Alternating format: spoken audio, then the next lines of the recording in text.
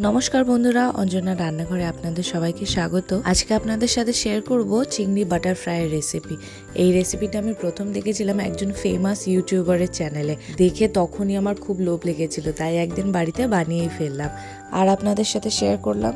চ্যানেলের নাম নেওয়া উচিত হবে কি জানি না, তাই আর নামটা নিইনি। প্রথমেই চিংড়ি ম্যারিনেট করে নিতে হবে। ম্যারিনেশনের জন্য লাগবে নুন, হলুদ গুঁড়ো, 1 চামচের থেকে একটু কম রসুন বাটা, 1 চামচের থেকে একটু কম আদা বাটা, 1 চামচের একটু কম সয়া সস আর 1 চামচের একটু কমই গোলমরিচ গুঁড়ো আর হাফ লেবুর রস। আমি একটু কম কেন বলছি, চিংড়ি মাছটা খুব বেশি নয়, তাই যদি 1 চামচ করে দিতাম বেশি হয়ে যেত। পরিমাণটা বুঝে দিতে হয়, আপনারা চিংড়ি মাছ বেশি আনলে মশলার পরিমাণটাও বাড়িয়ে দেবেন। ভালোভাবে মেখে নিয়ে 1.5 থেকে 2 ঘন্টার জন্য রেখে দেব। চিংড়ি মাছ ভাজার জন্য একটা ব্যাটার তৈরি করে নিতে হবে। নিয়েছি 4 চামচ কর্নফ্লাওয়ার আর তার সাথে দিয়েছি 3 চামচ ময়দা। এবার দিয়ে দেব সামান্য নুন, হাফ চামচ গোলমরিচ গুঁড়ো আর 1 চামচের থেকে একটু কম লঙ্কার গুঁড়ো। ভালোভাবে মিশিয়ে নেব। ভালোভাবে মেশানো হয়ে গেলে দিয়ে দেবো 1 চামচ বাটার। বাটারটা মেশানো একটু কষ্টকর, কিন্তু চামচ দিয়ে বেশ চাপ দিলেই ধীরে ধীরে মিশে যাবে।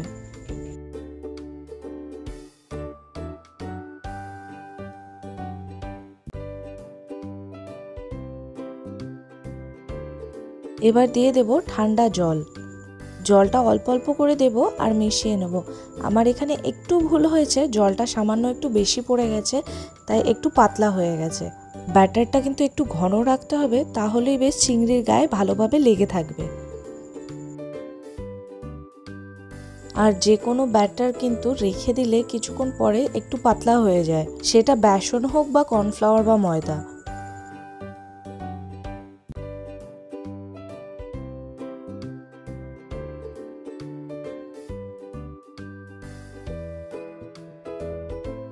ময়দা কর্নফ্লাওয়ারের ব্যাটারও রেডি। এবার ভাজতে হবে, তার জন্য নিয়ে নিয়েছি বেশ অনেকটা সাদা তেল। ডুবো তেলে ভাজতে হবে। এবার তেলটা গরম হওয়ার অপেক্ষা করব, ততক্ষণে ফ্রিজ থেকে চিংড়ি মাছটা বার করে নিয়েছি। ঘন্টা 2-এর জন্য রেখে দিয়েছিলাম। আবারও একটু মিশিয়ে নেব।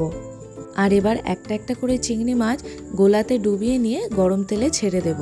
চিংড়ি বাটার ফ্রাই বানানোর জন্য একটু বড় সাইজের চিংড়ি নেবেন, তাতে ভাজতেও খুব সুবিধা হবে, খেতেও ভালো লাগবে, দেখতেও ভালো লাগবে। কথাতেই আছে, পেহলে দর্শনদারি ফির গুণ বিচারি, অর্থাৎ প্রথমে দেখতে সুন্দর হতে হবে, তারপরে তার গুণ বিচার হবে। যাই হোক, অনেক বাজে কথা বলে ফেললাম কিন্তু আজকে। একটা করে চিংড়ি মাছ তেলে ছেড়ে দিয়েছি। প্রথমে আমি বেশি দিইনি, 4টেই দিয়েছি।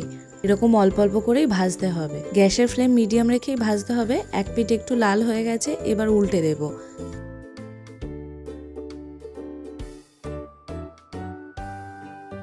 এইভাবে উল্টে পাল্টে 2 পিঠই লাল হওয়া পর্যন্ত ভেজে নেব।